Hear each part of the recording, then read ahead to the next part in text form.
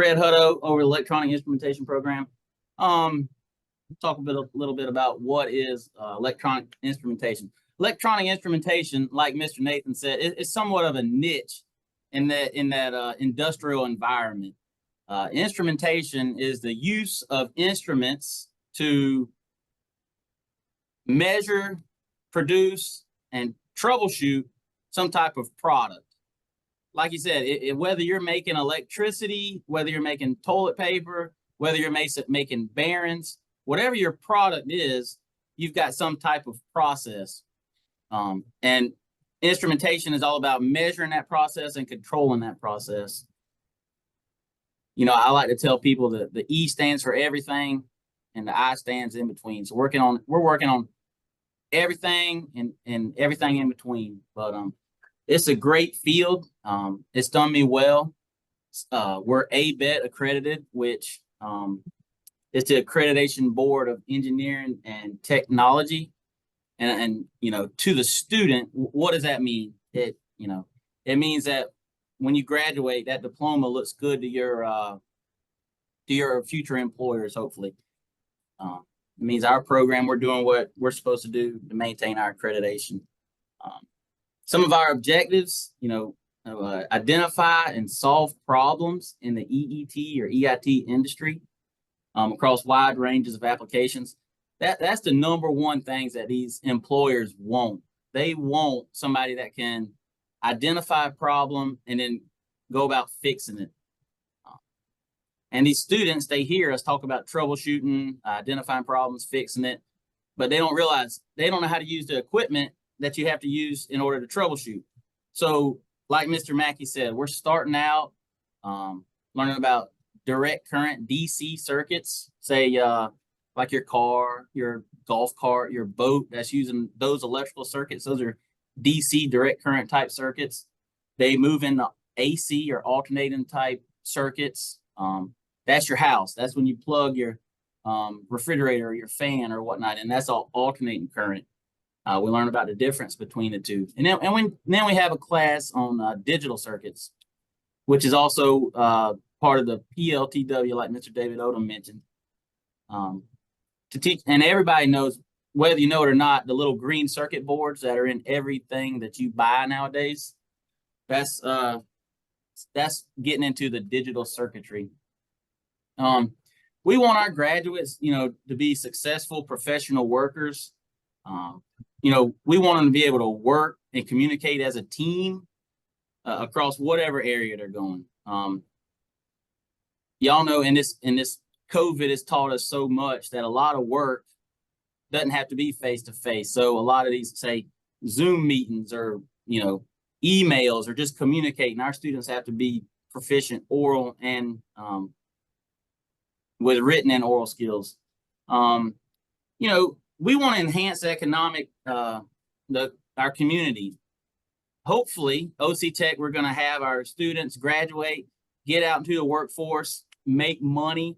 And, whenever you make that money, you're spending it. If you can spend it locally, that's going to help this economy, our local economy.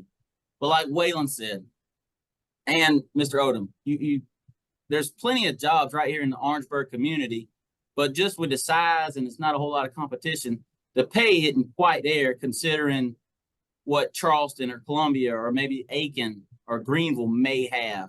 I like to say, we're right here in Orangeburg, but we're right in the middle of a lot of money to be made, whether you want to go to Charleston, Columbia, or you can stay local. We've got a local dog food plant that a lot of people don't know about, various chemical plants, cable manufacturing, a bread factory that makes 50,000 loaves of bread a day.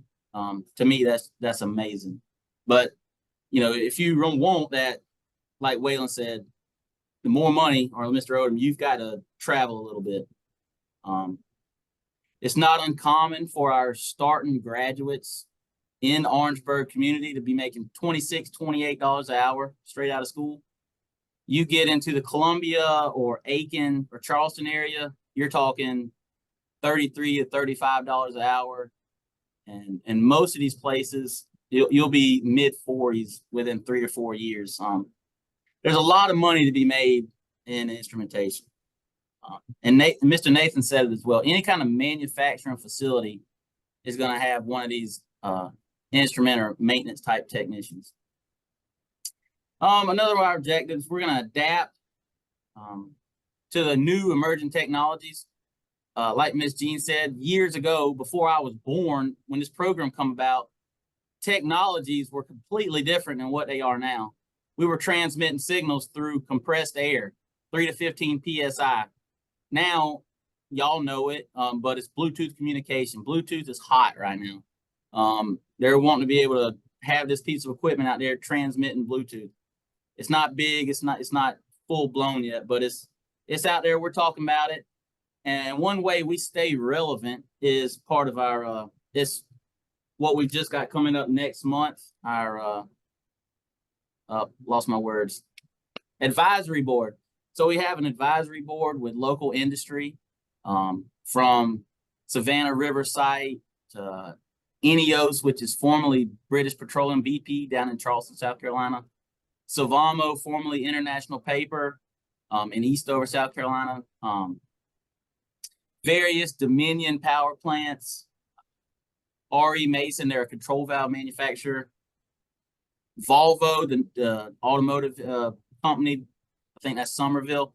We've got all kind of industry partners that they're all the way from plant managers to, journeyman technicians to recent graduates that come in once a year, and we meet and we talk about what our graduates should be able to do and what we expect out of our graduates. The job placement is great. I would like to say it's 100%, and it's not. But if you want a job in instrumentation, there is 100% job placement. The reason we're upper 90s, but it's usually their parents wanted them to come to school. They came to school, got a degree, and they're still working with their uncle or doing whatever they were doing. And that, that's fine, but that's the reason we can't just truly say 100% job placement. I know y'all can't click on this link, but if you would like to go to, OCtech.com, and you can look at my program courses. You can also look at everybody in this meeting's courses. Just like everyone said, you're going to have a humanities, you're going to have psychology, you're going to have your English. We are math heavy in instrumentation. We have basic algebra and then a trigonometry type course. We have 2 physics courses. And all this is you need it for whenever you get in there troubleshooting, but it's all ABET as far as certification. And you get in there and you look at all these classes, and it's overwhelming.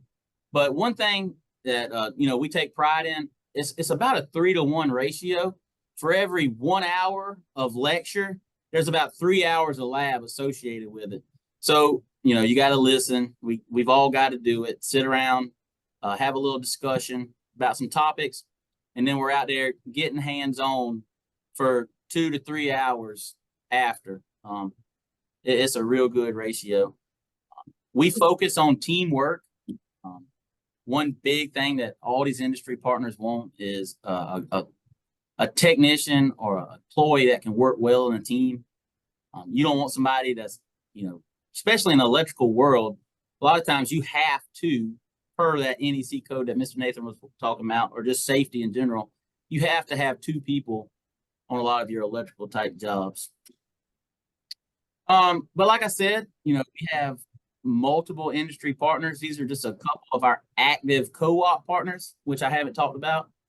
But Dominion Energy, everybody wants to go to the Cope generating station, right there in Cope. It's right in my backyard. But we've got the Water Regenerating Station, Columbia Energy Center.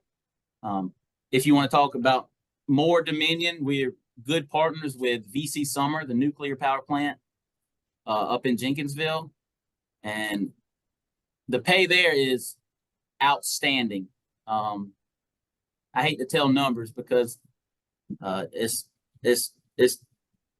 far more than most of these other companies. I think in 3 years, you're making $54, $55 an hour. And to me, with a 2-year degree, That's outstanding. International Paper, whether it's in Port Wentworth, Georgia, or formerly International Paper, now Savamo in Eastover. So one of the SRS, one of the Savannah River Site companies, Savannah River Mission Completion, they've been really good the past 3 years at coming in and getting our students, introducing them, talking to our students. They're a really good partner. Eneos Chemical Plant, they're in Wando, South Carolina, formerly BP. I worked there straight out of school. It's a great place. And there's more. We're Alpec that Waylon talked about. We're partnered with Alpec. We're just starting to get our co-op process going. They just sent out 2 offers to some of our students for an upcoming co-op in the spring semester. There's a very high demand for instrumentation technology, students and graduates. Feel like I was talking extremely fast there, but I like to say instrumentation, if it's a blue collar, hands-on job, like Waylon said, and like Nathan said, we're a good mix. You might be outside in the heat, the dust, the nasty. You might be in an air-conditioned room doing some PLC programming. That's the E&I, everything and in between. But if you have any questions, feel free to ask. I've got my contact information on the screen. Much like Mr. Nathan and Mr. David Odom, I'm right here in the N building. If you call this number, we can schedule a meeting. You can come see what we've got to offer.